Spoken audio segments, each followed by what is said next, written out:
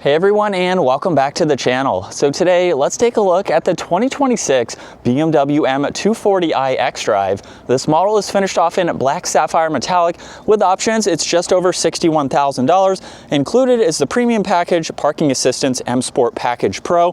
There's also the Harman Kardon and a few other options. So it's a very nicely spec'd model.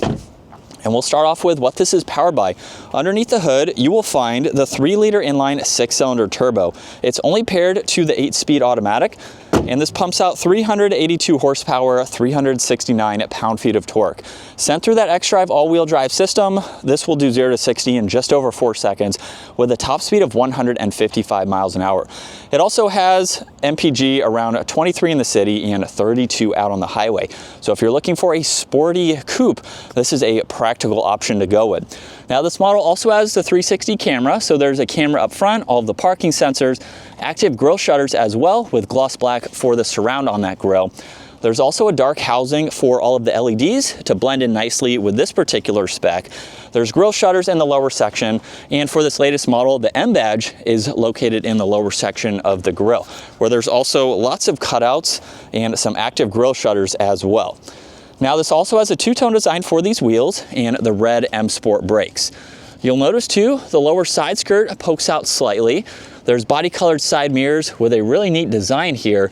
Camera and a turn signal are located on them. There's also gloss black for the window trim and then a sunroof for this model. It also has the flush design for the door handles and great lines that come down the side. In back, this also has a trunk-mounted spoiler finished off in gloss black. There's a dark housing for all of the LEDs, and then parking sensors, dual exhaust, and then the backup camera. Now you can remote start this using the key fob. You can also use the key fob or this control located underneath. And we have the non-power trunk lid for this model. Now for this 2 Series, there's a good bit of space. You have some tie-down hooks. There's no storage under the floor, but you can fold the back seats down to get even more space. So this is a practical vehicle depending on if you have backseat passengers or you need additional cargo. Now as we work our way to the interior, this model has a neat trim accent just underneath the memory seating controls. There's window adjustments down below, lock and unlock, along with your side mirrors. Harman Kardon again, and then the trunk release and more storage down below. Now there's also M on the door sill, and then a nice design for these seats. They are automatic with the 1 manual leg support there. And then being a 4-seater, you have the tab in back. So once you adjust the backrest, the seat is going to move forwards from there. So at 5'10", I can hop into the back, but let's first take a look at folding this seat down. So you have a huge opening there. You can also just fold down the middle seat, and in the middle seat, you have the armrest and cup holders. So you can use those as needed. But there is a good bit of space, especially for your legs. There's vents in the middle, along with storage down below. At 5'10", I am just barely touching the headliner. But you could fit a car seat back here. You could put smaller kids in the back.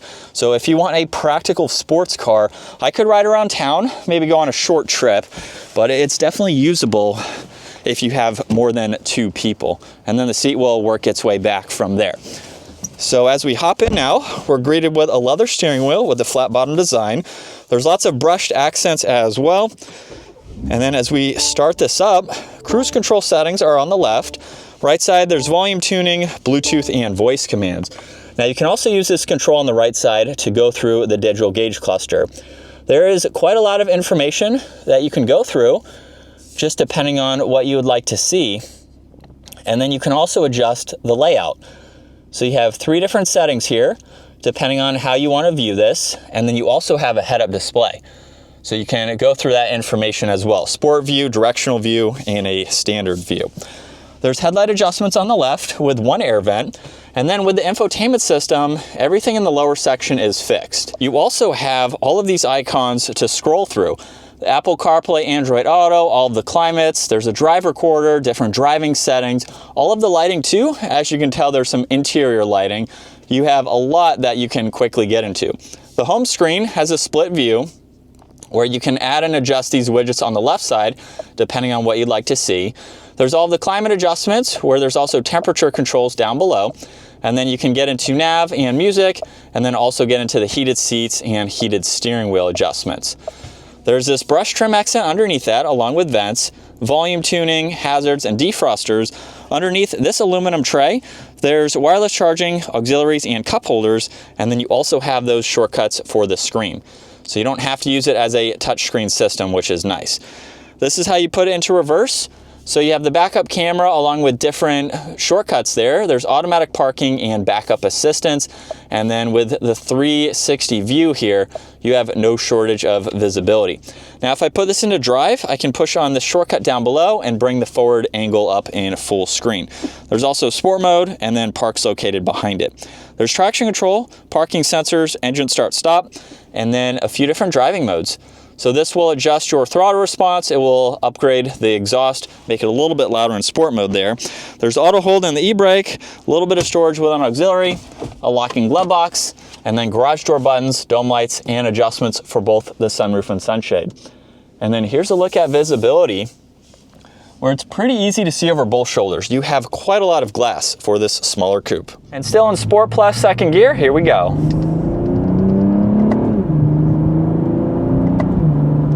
And just a minor acceleration, we can get back up to speed. And this is what it's like to be behind the wheel for the new 240. Now for 2026, there are no new significant changes. The redesign came out in 2024. So there's a slight update with the badges up front, the LED lights, but everything else cosmetically is going to be the same since it just came out. In terms of turning radius, it's a pretty tight vehicle. So it's very easy to maneuver, especially in parking lot situations. And it's a really good option. At 5'10" as well for the driver's seat here. Currently I have maybe 1.5 inches or so of headroom, and this is a height adjustable seat. So that is about as low as it goes. So if you're a little taller than me, you might be close, but you can adjust this seat. And you have an automatic steering wheel there, or a manual steering wheel. So you have the lever underneath there to telescope that in to get a little bit more space. So it's not a small vehicle, but there's not much height if you're taller than me. And you have a lot of ways that you can spec this. This is a little bit more on the basic side for this model. So there's several other options, carbon fiber, some other materials like that you can spec with this, just depending on your budget and what you are looking to get. But it's definitely a nice vehicle. Like I mentioned, my wife and I had this on order. I think this was going to be a very fun vehicle for our channel. I did decide to cancel it for the X5 just for our needs and what we needed at the time. But this seems to be a very popular vehicle. In the factory form, it's definitely very quick and performance oriented. But you have a lot of different modifications that you can do on this platform, which a lot of owners like to see, especially with the M2 and the M4. If you want a luxury vehicle, but you want something that you can mod, you can tune, you can get some more power out of, if that is something you were interested in, it is definitely a great platform to go with. BMW is known for pumping out some good numbers. The horsepower and torque that I stated in this video is a little bit underpowered. These pump out quite a lot more than BMW claims. You could also compare this to the Toyota Supra as well, same engine, just with back seats. So in a sense, this is also a more practical Toyota Supra, again, just without that manual transmission. I think BMW should offer a manual for the 240. I think that would definitely be a great way to go. But regardless of that, very fun vehicle to drive. So that is going to wrap it up for the 2026 240. Once again, a huge shout out to Hendrick BMW Charlotte for providing this for me today. Take a look at the website, give this video a thumbs up if you enjoyed it, and consider smashing that subscribe button so you can stay up to date with our daily uploads. I will see you all in the next video.